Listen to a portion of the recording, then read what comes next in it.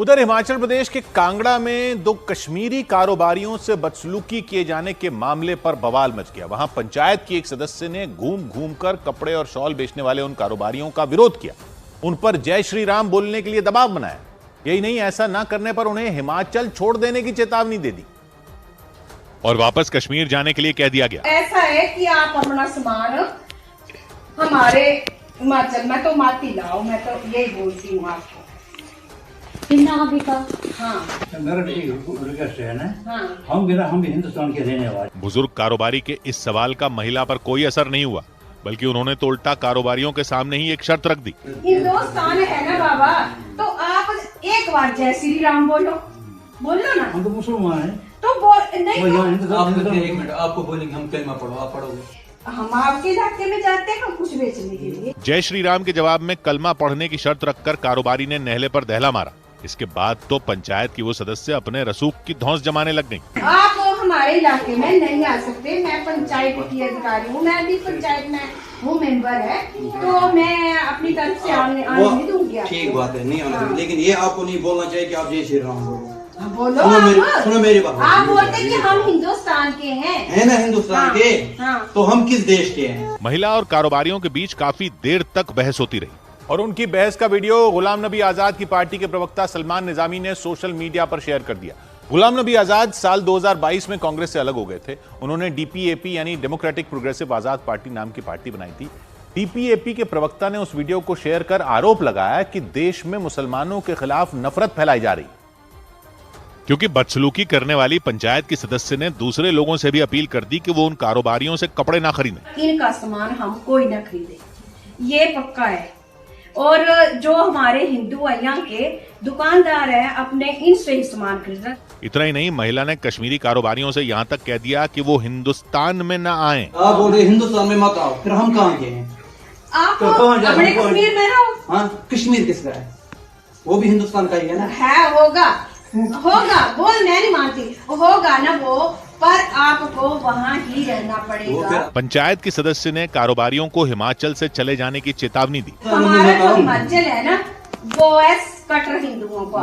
अब हमारे हिंदू जो है ना, वो एक हो गए हैं सब। हैरान कर देने वाला ये मामला कांगड़ा के आलमपुर इलाके का रहा। हालांकि उन कारोबारियों को धमकाना पंचायत की सदस्य को भारी पड़ गया, क्योंकि पुलिस ने उन्हें थाने बुला लिया। बताया गया कि वो कारोबारी कई साल से हिमाचल के कांगड़ा में सर्दियों के कपड़े और शॉल बेचते आए हैं। यही वजह रही कि महिला के बुरा बर्ताव करने पर भी न तो वो डरे और न ही इलाका छोड़कर किसी दूसरी जगह गए, बल्कि उन्होंने आरोपी के खिलाफ थाने में शिकायत कर दी। और इसके बाद तो पंचायत की आरोपी सदस्य को थाने में आकर माफी मांगनी पड़ गई। जाने अनजाने में मेरे से कुछ गलती हुई होगी तो मैं उसके लिए हमारे धर्म के बारे में ना, कोई बात नहीं। ये पता चला मैं इसके हमारे धर्म के बारे में हाँ, मैं इसके लिए ही आपसे माफी मांगती हूँ। महिला ने अपने किए पर सफाई भी दी। अकेली रहती है होते तो हम डरते हैं कोई मर्द हमारे घर में आए, क्योंकि हम इनको जानते नहीं पहचानते नहीं है। पंचायत की सदस्य पर नफरत फैलाने के आरोप लगाए गए। यही वजह रही कि पुलिस ने इस मामले में पंचायत की तरफ से भी महिला के खिलाफ कार्रवाई किए जाने की अपील की। तो बात की एक बात यह कि संविधान दिवस पर हाथ में संविधान लेकर बोलना तो ठीक है, लेकिन देखिए तो सही हो क्या रहा है। हिमाचल में एक पंचायत सदस्य ने जो कश्मीरी कारोबारियों को बोला, वो देखिए तो। हालांकि बाद में पंचायत की सदस्य ने माफी तो मांग ली, लेकिन सोचिए ये जहर कितना फैलता जा रहा है। पंचायत की सदस्य कह रही थी वहां शॉल बेचने आए कारोबारियों को कि जय श्री राम बोलो, नहीं तो यहां से अपना सामान समेटो और जाओ कश्मीर में सामान बेचो जाकर अपना। महिला ने जोर देकर कहा कि मैं पंचायत की अधिकारी भी हूं, मैं यहां सामान बेचने नहीं दूंगी आपको। तो कारोबारियों ने बोला कि हम भी तो हिंदुस्तानी हैं। तो महिला ने कहा हिंदुस्तानी हो तो जय श्री राम बोलो। तो उन्होंने कहा कि हम तो मुसलमान हैं, हम आपको कहें कि कलमा पढ़ दो तो आप पढ़ दोगे। वो तो बाद में महिला ने माफी मांग ली और कह दिया कि वो शर्मिंदा है अपने व्यवहार पर, लेकिन यह सब हुआ, यही चिंता की बात है। पंचायत सदस्य ने ऐसा कहा। एक तरफ कश्मीर को लेकर एक देश एक विधान की बातें हो रही हैं, हम गर्व कर रहे हैं कि वहां शांति से चुनाव करवा दिए, अलगाववादियों के सारे झूठ बेनकाब कर दिए, और दूसरी तरफ ऐसे ऐसे लोग सारे किए धरे पर पानी नहीं फेर रहे अपनी नफरत से। अलगाववादी वहां के लोगों को कह रहे थे कि जाओ बाहर, तो उनको हमने दिखा दिया कि वो बाहर करने वाले कौन होते हैं। लेकिन अब ये यहां उल्टा बोलकर सारे किए धरे को मिट्टी में नहीं मिला रहे। कह रहे हैं हिंदुस्तानी हो तो जय श्री राम बोलो। ये क्या बात हुई? हिंदुस्तानी होने का ये टेस्ट है? और ये या कोई भी टेस्ट लेने वाले आप कौन? एक तरफ संविधान दिवस के नाम पर बड़े बड़े जलसे हो रहे हैं, दूसरी तरफ यह हो रहा है। तो सुन लीजिए एक बार फिर, सुप्रीम कोर्ट ने एक बार फिर दोहरा दिया कि धर्मनिरपेक्ष ही है संविधान। और यहां एक कह रहा है जय श्री राम बोलो, तो दूसरा जवाब दे रहा है कि मैंने कलमा पढ़ने को कह दिया। तो भारतीय होने के ये कौन से टेस्ट चल रहे हैं? अरे जय श्री राम बोलना तो राम भक्त होने का टेस्ट भले ही बना दो, इसके अलावा तो और कोई टेस्ट ये कैसे हो सकता है? जो जय श्री राम नहीं बोलेगा वो क्या हिंदू नहीं है? कैसे नहीं है?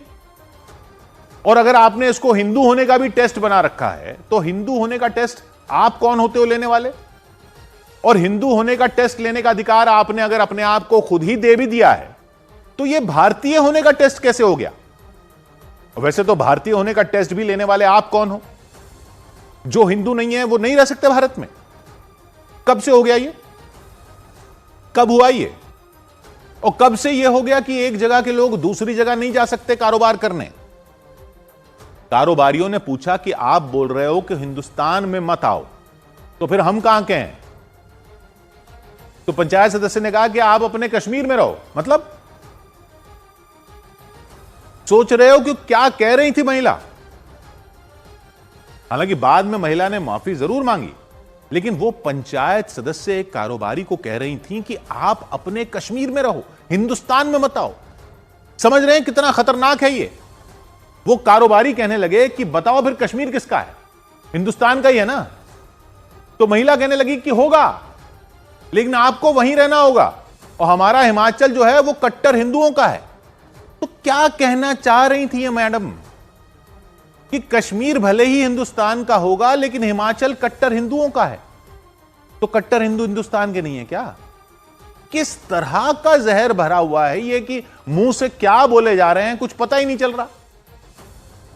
बाद में जरूर महिला ने माफी मांग ली, अच्छा किया जो मांगी, लेकिन ये अपने आप को हिमाचल का ठेकेदार और हिंदुस्तान का ठेकेदार और हिंदुओं का ठेकेदार बताने वालों को अगर रोका नहीं गया, तो ये तो इतने सालों से बचाकर रखे संविधान की धज्जियां उड़वा देंगे।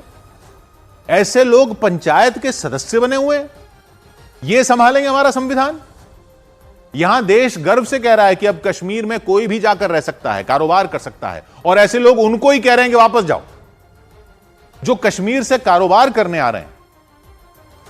माफी तो मांग ली महिला ने और कह भी दिया कि वो शर्मिंदा है, लेकिन खुलकर आकर बाकी सबको कहना पड़ जाएगा कि हम ऐसे नहीं हैं, इस पंचायत सदस्य जैसे नहीं हैं हम। कहना होगा बाकी लोगों को कि वो ऐसे नहीं हैं जो हिंदुस्तानी होने का टेस्ट लेते फिरते हो इस तरह। सारे राम भक्त ऐसे नहीं होते, ये कहना पड़ेगा खुल के। सबके नाम पर कोई कुछ भी बोल दे तो उसके कहे का भुगतना तो सबको पड़ता है। इस्लाम के नाम पर आतंक फैलाने वालों को अभी तो सब मुसलमानों को भुगतना पड़ता है। तो यही हाल बाकी सबका ना हो जाए कि कोई भी कुछ भी बोल दे किसी भी धर्म के नाम पर या समुदाय के नाम पर या राज्य के नाम पर, और आग ऐसी लगे कि सबको भुगतना पड़े। इस महिला ने माफी तो मांग ली, लेकिन ऐसी नौबत ही क्यों आए? महिला ने तो कह दिया कि वो शर्मिंदा है, लेकिन बाकी सबको कहना ही होगा कि ऐसे लोगों को देखकर